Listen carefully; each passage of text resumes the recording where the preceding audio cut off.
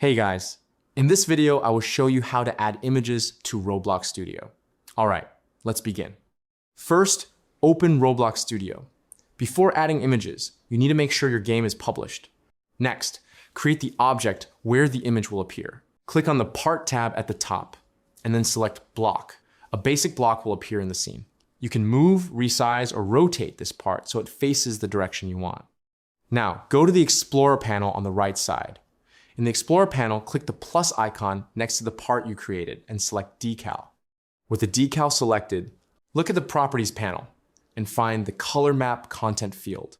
To add an image, you need the Asset ID of the image. Open the Roblox website, go to Create, then Creations, and select Decals under Development Items.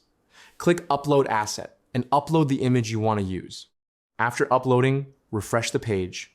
Click the three dots on the image and copy the asset ID. Return to Roblox Studio and paste that ID into the texture field of the decal. Press enter and your image will appear on the object. So that's basically how you can add images to Roblox Studio. That's it for this video. Thanks.